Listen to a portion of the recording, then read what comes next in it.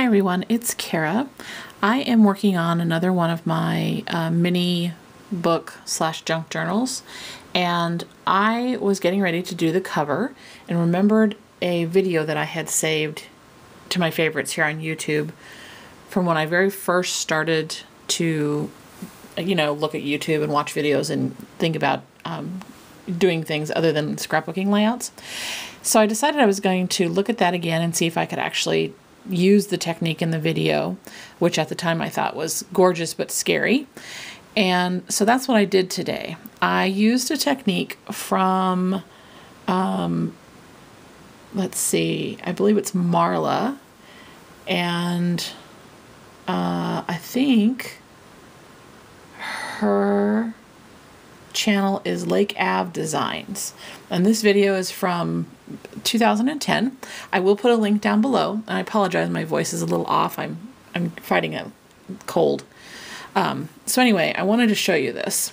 I'm going to show you what the finished side looks like so far. This is a 6x6 piece of chipboard, and I have the camera down lower than normal because I wanted to show you kind of up close what it looks like. What you do is you take your chipboard and you paint it whatever color that you want. In this case, I did a pink because of what I'm working on. This is a baby pink. I used a gloss enamel. So you paint it, you let it dry, which is what I did on this side because I'm going to actually have it done to both. So here's the pink, and I didn't particularly care on this particular one if a little bit of the chipboard showed, because this chipboard's actually black chipboard. Which works well because I'm using a black lace. So I didn't do a really thick coat of the paint. So then once you do that, you take your lace, which is this, obviously this is black lace that I have here, and you use Mod Podge and you put it on. So I thought I would do that with you, and then I'd show you some other finished versions. Here's the piece of lace that I have, and I'm gonna just kind of position it. This is obviously bigger than I need, but I wanted you guys to be able to kind of see the pattern. And I like that there are these flowers in it. So let me turn this around. I think I'm going to try and get as many of those on there as I can. And this is pretty easy. I remember at the time when I watched the video thinking it was a little scary looking because I hadn't used Mod Podge, which I actually still hadn't until today. Or yesterday when I made a few of these, I guess. But it turns out really nice, and it's a really pretty effect. So I thought I would share that with you. So anyway, you take your Mod Podge. I'm using the gloss because I wanted a little bit of a shine to it, which is what I think she used in the original video too. And you just start covering the whole thing. And I've just used, a relatively big brush. And I've learned that you want to keep as much of it on the chipboard, not let it go off of the sides if you can avoid it. And you just cover the whole thing. And I don't know that I want to take the time to do that on a video, but you get the idea. So you cover the whole thing, and it's obviously, kind of white looking in the beginning. You want to try and make sure that there aren't a ton of streaks or anything, brush strokes that you can see like that. So you cover the whole thing, you set it aside, and you let it dry. So just to recap, first you have the chipboard, you paint it whatever color you want, then you lay the lace down, then you paint on the Mod Podge, which, like I said, I'm using the gloss, and then you put this aside and let it dry.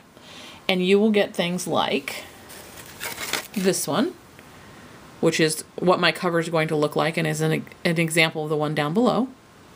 And I also tried it with a light colored lace on pink, which you can see is a really pretty effect. This is kind of an off-white beigey lace, because I wasn't sure what colors I was going to go with for my book. And then I tried it with a brown and that light color, which is also a really cool effect. So as you can see, it looks really neat, and it's just gorgeous. So a couple last things. This will take a little bit of time to dry, so you're going to want to put it someplace where it can do that and kind of not be, bothered or anything like that. And you want to make sure that your paint is really dry, which the paint I used didn't take very long at all. And then what I do, like I said, is I try not to go over the edges too much because I learned that, the paper underneath will get stuck and make a mess.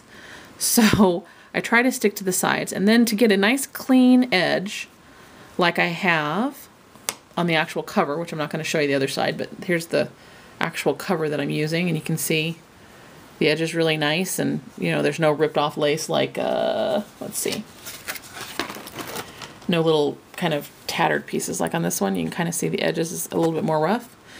So what I did, for example, on this one, if it ends up being the cover, I did a 6x6 piece of it, but then I used my paper cutter and I cut it down to the size I wanted for the chip, for the cover, so that the edges are really nice. And I didn't have any problem with that. I did have to go over it several times with my cutter, but it didn't, rip up the lace or do anything to that.